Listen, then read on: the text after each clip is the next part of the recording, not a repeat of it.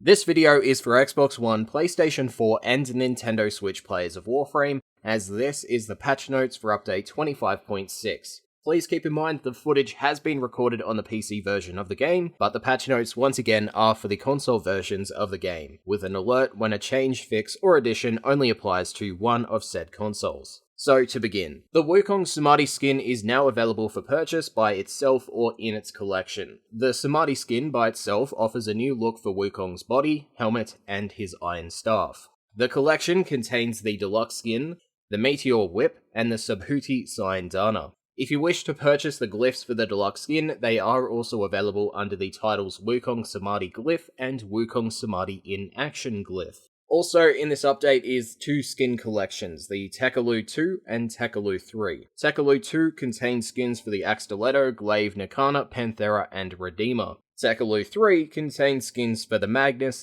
Magnus, Vasto, Vasto, Bazar, Gunson, and Stradivar. There are also new glyphs available for purchase either by themselves or in the Essential Glyphs bundle, and they are the Essential Cold, Critical, Damage, Electricity, Heat, and Toxin glyphs. Now as we move to additions, the Riven reroll screen now has a hover over tab that displays what weapons the Riven fits into, and hovering over it will display the weapon's base stats. The Riven reroll screen UI will also reflect your chosen UI theme. The loadout screen has been updated to flow with UI 3.0's continued rollout, and now offers the ability to favorite specific loadouts, sort by name, or by the date they were added. They've also added the ability to apply a glyph to a loadout for better recognition. The color selection screen has also been updated to flow better with UI 3.0, as it now displays your palettes in columns of 2. The random colors button will now pick from any of your owned palettes rather than a single palette. There are now 5 extra favorite color slots in that tab, and DE has said that legacy colors can't be saved into any of the favorited slots. You now also have the ability to move around any of your favorited colors if you wish to do so, and they have added new sounds to the favorite grid. Ember, Loki, Rhino, and Ashe now have ability videos in their ability screen, and a number of Warframe Augment stats have been added alongside the normal stats on the ability screens.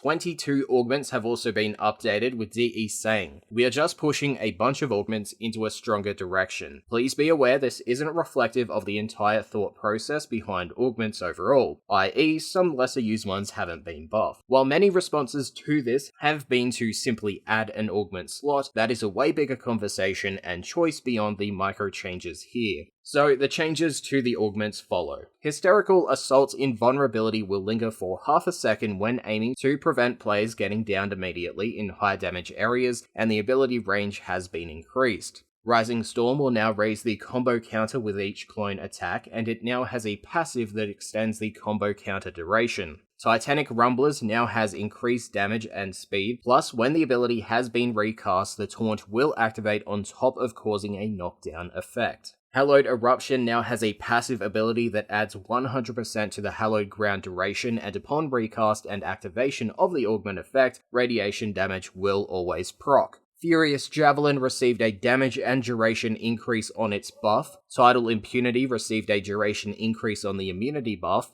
Magnetized Discharge now has a passive benefit that increases power range for the ability. Upon players getting kills with Shooting Gallery activated and using the Muzzle Flash Augment, a blinding area of effect will be generated once reaching its threshold. Explosive Legerdemain saw an increase to its damage and status chance when triggered. The range of the Total Eclipse Augment has been increased. The Piercing Raw Augment allows Raw to be recast, the debuff duration based on equip mods has been increased, and upon Raw hitting enemies they will be affected by a stagger effect. Contagion Clouds can now activate when an enemy is killed by damage over time effects, and they also increased its range and damage. Transistor Shields no longer drains additional energy if another player picks up your shields, and the damage conversion percentage has been increased. Target Fixation's buff will be removed after 2 seconds upon landing on the ground, and the damage will be increased per target hit. Sonic Fracture's armor reduction is applied even if Ragdoll fails. Smoke Shadow received an increase to its range. Piercing Navigator projectiles now have a 3-meter punch through, and Fireball, Freeze Force, Smite Fusion, Venom Dose, and Shock Trooper will now provide an elemental buff to every player the charged cast touches, including the caster.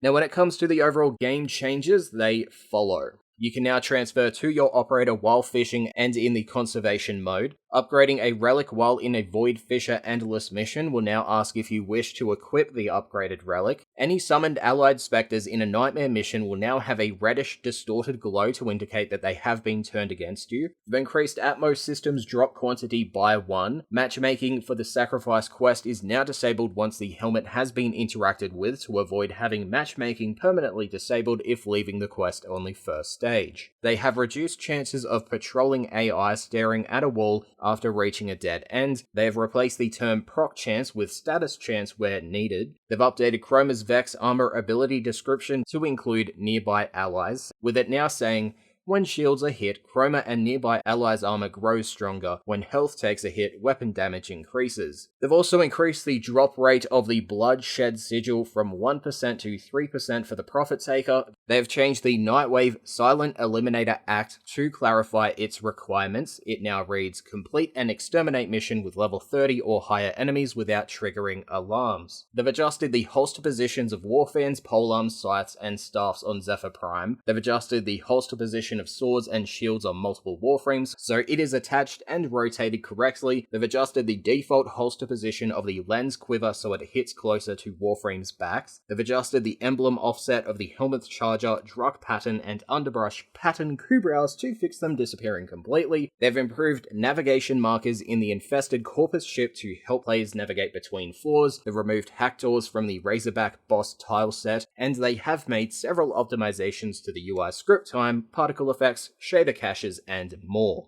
And now we go to fixes, but before we reach the fixes that came to all the platforms, the following are the fixes made only to the identified consoles.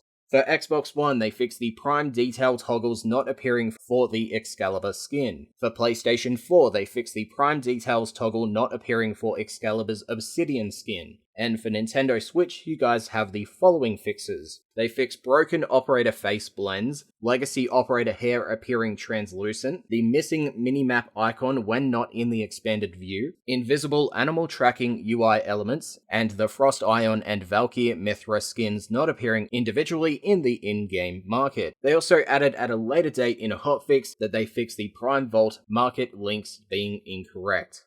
And now for the overall game fixes that went out to all 3 consoles. They fixed previous acts being visually marked as complete if the same act was complete in Series 1 of Nightwave. For index fixes, they fixed scoring 30 index points at once resulting in a huge damage boost. They fixed Rathum index not tracking kills done by Umbra or spawned allies when you were in operator mode.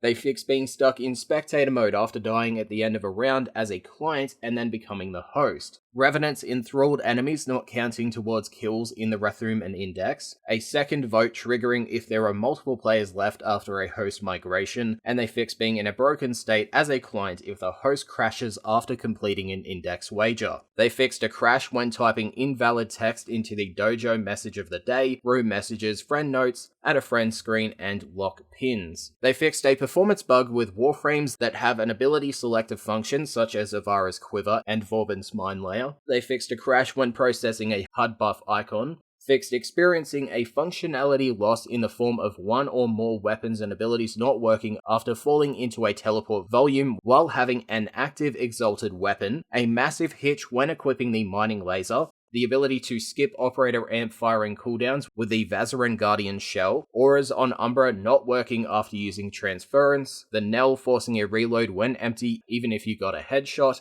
the Amalgam Argonac mod not applying to dagger-type Zors, the inability to move properly when Titania is in Razorwing in Sanctuary Onslaught, bullet jump animations no longer playing in the direction of the jump after wiping out with a K-drive. They fixed mining nodes refreshing outside of the Deck 12 entrance when entering and leaving the cave in succession, which allowed for mining exploitation. The inability to mine inside of Deck 12, Oberon's Hallowed Eruption Augment causing a mid-air hovering casting animation decoration, placing a domestic drone in the air blocking the camera and causing weird collisions, placing the domestic drone decorations in the air causing them to fall through the floor. They made fixes towards the Amphat's Kubrau armor clipping on more bulky Kubraus. They made fixes towards the Slogi Kubrau armor clipping on bulky Kubraus. They fixed the Quatz's reload ejected clip flipping orientation when released, the Quatz's electric discharge sound playing twice for clients, the Quatz's special reload damage and visual effects not displaying when a skin is equipped, Mirage's Hall of Mirrors ability causing the Quatz's electric discharge sound to unintentionally play duplicate instances. They fixed armored enemies affected by Revenant's Dance Macabre continuing to take corrosive damage after the armor has gone, which resulted in less damage. Revenant's Dance Macabre doing corrosive damage to Infested. They fixed not being able to perform finishes on blinded enemies from Revenant's Enthrall that are temporary allies. They fixed placement issues when duplicating a few decorations that included the Circuits decoration, where a new copy would stay red and you could not place them. They fixed placing an Eidolon Terrorist Articular in just the right location in the doorway, causing it to expand into its full massive size. The inability to cover K-Drive jets, a missing water teleport volume in the plains of Eidolon, flying drones in the Valis missing their wings, Captura's look at character feature not working,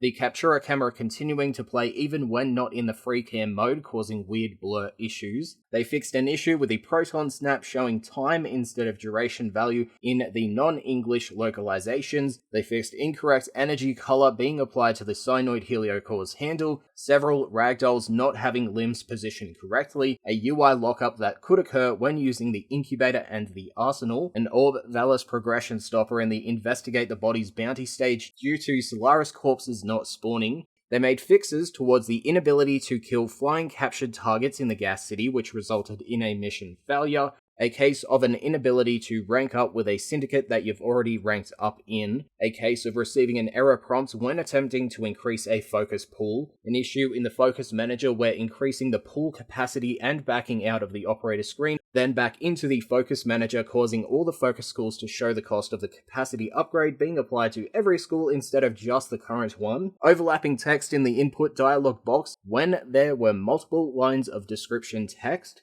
the description for Rhino Vanguard and Thruck helmet spelling Rhino wrong. They made fixes towards Nightwave Act progress, sometimes resetting and tracking incorrectly when completing a mission. They fixed the inability to confirm numerous text box situations even though the correct words were entered in the non-English clients for the clan message of the day, dojo room messages, friends notes, contributing dojo decorations, and possibly some other scenarios. They fixed clients' inability to progress the Find X Syndicate medallions, Riven requirements. They fixed a functionality loss when attempting to purchase Riven capacity via the Riven slot purchase pop-up prompt, clients becoming stuck in the loading screen if the host simultaneously aborts. They made fixes towards cases of mismatched hosts and clients' dojos, the inability to redeploy your arc gun after mounting and dismounting your K-Drive. They fixed broken functionality if the Ferox is the only weapon equipped and you have to pick up ammo while it's being thrown. They fixed new clan members able to research the Ignis Wraith in a clan that does not have access to that specific research.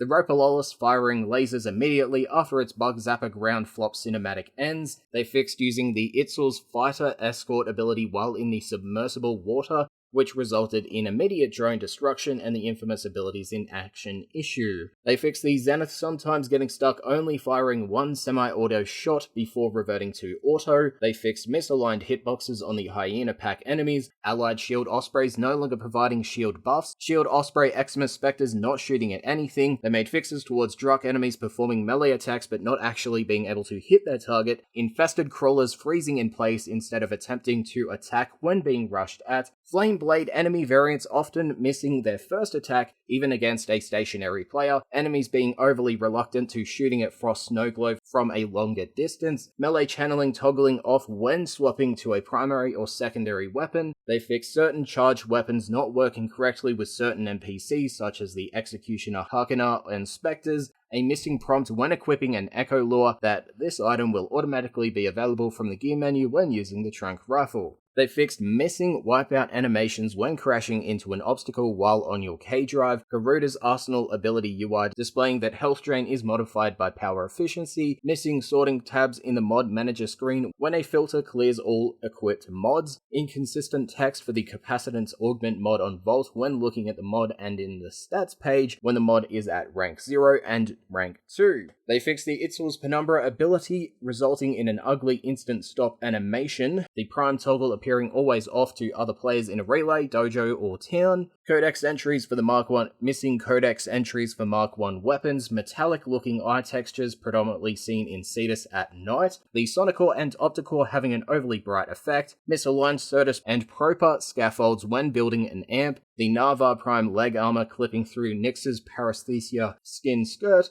the Cryona Cyandana clipping through Korra, misaligned Vitala ankle plates when equipped on Limbo Prime, rocks that were suspended in mid-air. They made fixes towards assassinate intro bosses' names not being visible for clients, an NPC in the Lorunda relay losing their head entirely when approached, wingless drones in the Orvalis, a case of Kuva Cloud spawning right beside the Kuva Siphon in the Gas City tileset, which resulted in missions being difficult to complete as the Kuva Cloud gets almost immediately sucked up, a crate clipping into the wall on the Lure Spy tileset, a unreachable crate in the Grenier Shipyard tileset, broken textures in the Grenier Shipyard's tileset which led to everything appearing shiny and gold, clipping doors in the Lure Sabotage tileset, Grenier Sea Lab water appearing in other tilesets, missing collision in the Grenier Shipyard tileset, a script error in the Sanctuary Research and Nightwave Act script. They fixed a teleport script trigger and a blocking volume sticking through an elevator ceiling, being unable to sprint in Arcwing if the player is mid-slide and then launches the Arcwing while still holding slide.